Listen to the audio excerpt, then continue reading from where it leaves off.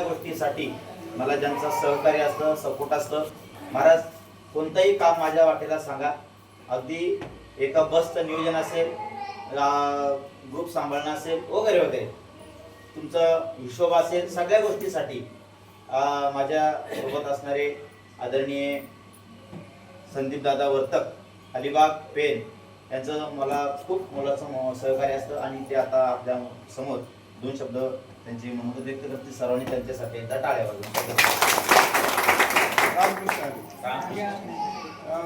माझं नाव संदीप वर्तक, मी अलिबागला आहे, रोहायला जॉबला असतो. आता मी जस्ट माझी ओळख उडाडी करतो, कारण मला बऱ्याच जणांनी प्रश्न विचारले की महाराज तुमचे नातेवाईक आहेत.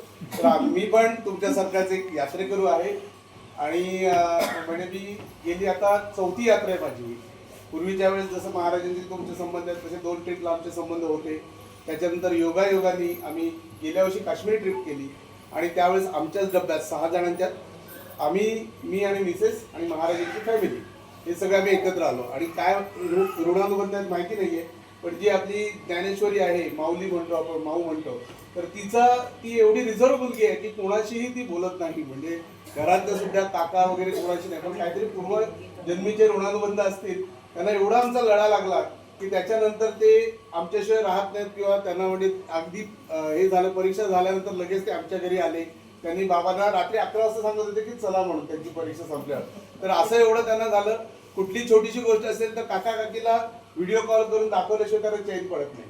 तर असे आमचे चांगले संबंध आहेत आणि त्याच्यासाठी मग मी पण महाराजांना थोडीशी मदत केली की बाबा आपल्याकडनं खारीचा वाटा, ते जे काय आता चांगलं कार्य करतायत सगळ्यांची सेवा. कारण त्यांचं आता जरी बघितलं की माझी मुलगी पण आता SOTC किंवा थॉमस कुक किंवा इतर ह्याच्यात कामाला आहे, ती हॅज ट्रॅव्हल अँड टुरिझमच्या एजन्सीमध्ये आहे.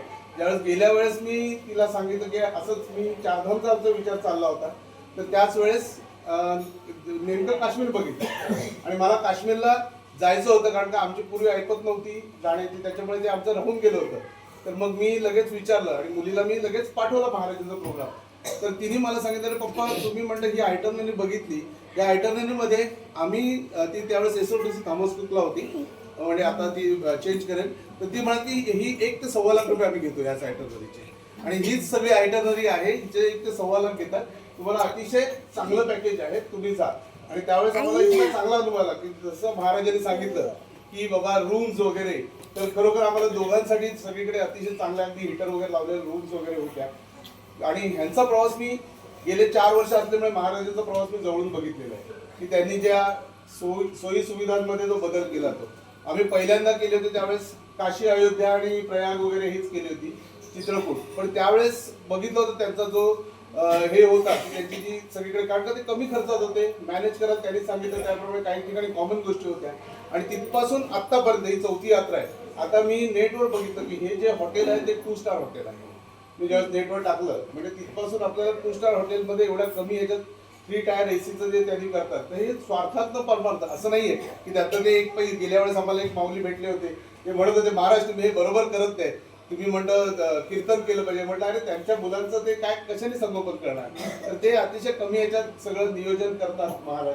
म्हणजे आम्ही आता ही मी 4थी ट्रिप आहे आणि त्यांचा हा सगळ्या गोष्टी बघितलेल्या आहेत. आणि ह्याच्यात खरंच आपण ह्या ट्रिपला येतो त्यावेळेस आपण आता हे जे चेहरे आहोत सगळे अनोळखी असतो, पण महाराजांच्या ट्रिपच्या नियोजनामुळे नंतर आपण इतके मिसळून जातो. आता तुम्हाला सांगतो काश्मीरमधल्या जो आमचा ग्रुप आहे ना, त्यावेळेस त्यातल्या कित्येक जणांचे आम्हाला अजूनही फोन येतात, मेसेज येतात किंवा त्यांचं घरी या वगैरे, इथे आलं तर आमच्याकडे या. आता पण आपल्याला कितीतरी चांगल्या व्यक्ती आपल्याला ह्याच्यात मिळाल्यात आपल्याला, बरोबर की आपल्याला महाराजांसारखे, बोंबले महाराजांसारखे कीर्तनकार भेटले. त्याच्यानंतर आपले मोरे साहेब आहेत, गेल्या वेळेस पण काश्मीर ट्रिपला आपल्याला माहीत हे नव्हते पण होते. तर त्यावेळेस ते मोरे साहेब होते, पण ते एकनाथ महाराजांचे 11 वंशज आहेत. आपण ज्यांना आपण पूजनीय आपल्याला म्हणजे वंदनीय आपल्याला आहेत, त्यांचे जे वंशज आहेत हे आपल्या बरोबर आहेत. यांच्यासारखी माणसं आपल्या बरोबर आहेत, बरोबर ना. किंवा लहान मुली आहेत त्यांचं पण तुम्ही टॅलेंट बघितलं. आमच्या ह्याच्यात ही होती कोण, आदिती तिचं आमच्या एका बसनीच फक्त बघितलं की तिला सगळ्या म्हणजे मायथॉलॉजिकल ह्याच्या आपल्या पौराणिक कथा वगैरे सगळ्या वाचण्याचा छंद आहे. तिने 72 पुस्तकं वाचली. तिने एवढी छान माहिती दिली ना प्रत्येक ह्याच्यात सगळ्या गोष्टीची. आता आपली माऊली आहे, तिला हरिपाठ बराचसा पाठ आहे तिचा, माऊलीचा. आपल्याला ती आता ह्या लहान वयात म्हणजे ह्याच्यासारखे आपल्याला एक एक छान छान वेगवेगळ्या क्षेत्रातली सगळ्या ह्याच्यातली आपल्याला माणसं इथे भेटतात आणि हे सगळं आपल्याला महाराजांमुळे शक्य होतं आणि त्यांचं महाराजांचं मॅनेजमेंट मी जवळून बघितलं गेलं. मागल्या वेळेस आम्हाला एक आणखी असाच एक कठीण प्रसंग होता पण त्या महाराजांनी इतक्या छान प्रकारे हँडल केला होता तो म्हणजे आम्ही त्याचे साक्षीदार होते.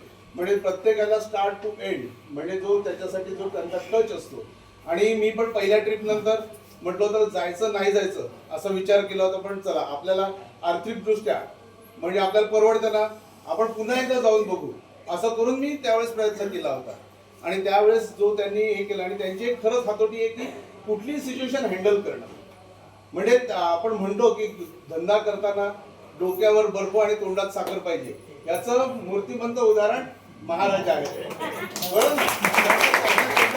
त्याच्यामुळे त्यांनी जो आता हा सगळं जो हे केलेला आहे सगळा जो आता त्यांनी त्यांचा परिवार निर्माण केलेला आहे तो त्यांच्या स्वभावामुळे निर्माण केलेला आहे आणि आपण बघतोच की छोट्या छोट्या चुका होतातच कुठेतरी करताना एवढं मोठं नियोजन करताना पण तुम्ही म्हणाल तर त्या चुकांचं आपण पर्सेंटेज वाईज बघितलं तर त्याच्यात जर ओव्हरऑल बघितलं तर फार कमी त्यांच्याकडनं त्रुटी राहतात आणि ज्या पण राहतात ते हातोटीने त्याच्यात ते हे करतात बरोबर ना.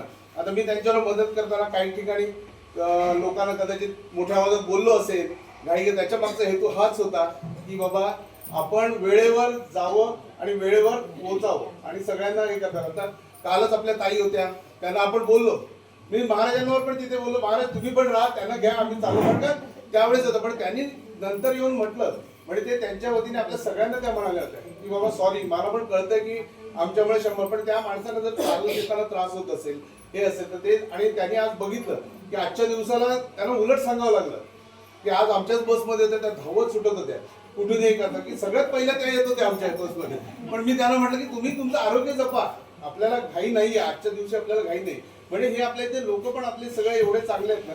आता आमच्या बसमध्ये बसण्यावरून वगैरे कुठेही कुठलाही वाद नाही प्रत्येकाने आपली जी रोटेशन पद्धत आहे ती अतिशय चांगल्या प्रकारे हे केलं. एक फॅमिली आता बॅगा काढण्याकरता पण काही ठिकाणी घाई वगैरे व्हायची आमची ते कोणतरी 1-2 माणसं बॅगा काढतात आणि बाकीच्यांना ते घेतात म्हणजे असं जर करून आपण केलं तर कुठेही वाद होणार नाहीत भांडण होणार नाहीत आणि पुन्हा पुन्हा जर भेटलं आता आमचे कुलते काका आहेत आम्हाला काश्मीर ट्रिपला होते आम्हाला तिथून फोनवर जेव्हा कळलं आम्ही त्यांचे तेव्हापासून आमचे कॉन्टॅक्ट चालू झाले. आता मोरे काय आमचे त्यावेळेस पासून आहेत आमचे अतिशय चांगल्या प्रकारे आमचे संबंध झाले. असेच पुढल्या वेळेस जेव्हा आपण एकत्र येऊ कारण का मला असं वाटतं की त्यातले 80 to 90% लोक असे असतील ते रिपीट येतील म्हणतील मग त्यावेळेस ज्यावेळेस लोक येतील त्यावेळेस आपल्याला पुन्हा भेटण्याचा जो आनंद आहे तो वेगळा आहे त्यावेळेस. तर त्याच्यासाठी मी सगळ्यांना सांगतोय की मी अलिबागला आहे रोहायला जॉब करतो सगळ्यांना कुणालाही अलिबागला यायचं ऍडव्हर्टाईज नाही पुण्याला सांगतो तर आपला अलिबागला माझा स्वतःचा विला विथ स्विमिंग पूल आहे कोणी या तर तुम्हाला म्हणजे मी पाहुणे म्हणून माझ्या रोह्याच्या घरी आला तर तुम्हाला अगदी सगळ्यांना 4 दिवस राहिला सगळ्यांना जेवण खावण सगळं फ्री पण इथे जरी आला तरी तुम्हाला कन्सेशन मध्ये आपण देऊ एवढं बोलून माझे 2 शब्द पूर्ण करतो थँक्यू.